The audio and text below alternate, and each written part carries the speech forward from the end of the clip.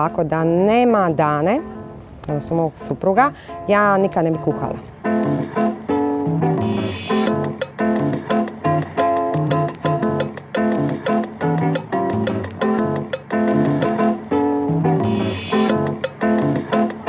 On je mene nagovara zapravo da ja uopće počnem kuhati, na što sam ja rekla da ne želim raditi u kuhinji, zato što će mi smrditi kosa na kapulu, što neću više imati duge nokte i što neću moći biti namazana jer od tih para će mi se začepiti pore i nemam pojma šta, bila sam tipično žensko. I onda on rekao, mislim, ne mogu vjerovati da ti to govoriš, pa i drugi žene rade u kuhinji. Ja sam rekla, ne dolazi u obzir da sad ja izađem iz te kuhinje i da iza mene, ne znam, ljudi čuju miris kapule i sticajem, kažem, okolnosti i nekakvih svojih životnih situacija, ja sam počela kuhat. Za izbor menija koji radimo, ili često ih mijenjamo otprilike svako 2 mjeseca, ja i suprug se danima svađamo. On je čvrsto na nogama na zemlji, ja sam ta koja bi svašta nešto, tako da zapravo se nadopunjujemo. Moj svaki pijat mora imati 10-15 detalja, sve mora biti ko naslikano, dok je on pinkicu klasičniji. Prvenstveno je meni jako bitan taj okus hrane, a prvo ono što vidite kad dobijete pijat je taj izgled koji je meni u ovom slučaju presudan.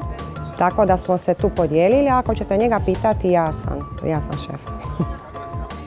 Prvenstveno fizički je poprilično teško, a još jedna jako bitna stvar, ženama je možda teže uskladiti te šefovske obaveze s obavezama doma. One moraju biti majke, moraju biti domaćice i supruge i još uz to bi trebali biti šefovi. Nije to degradiranje žena, ja smatram da je to moguće. Iz svog vlastitog primjera to govorim, ali da jednostavno nije jednostavno. Ženu sa kuhačom i muškarca sa kuhačom ljudi drugačije gledaju.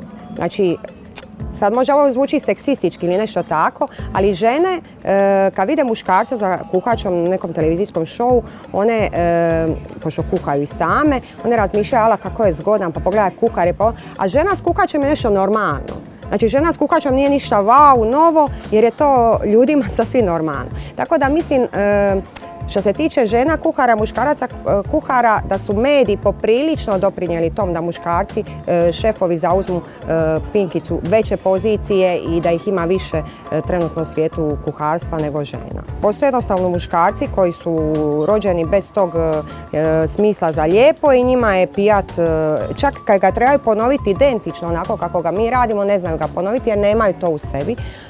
Definitivno žene to imaju više nego muškarci.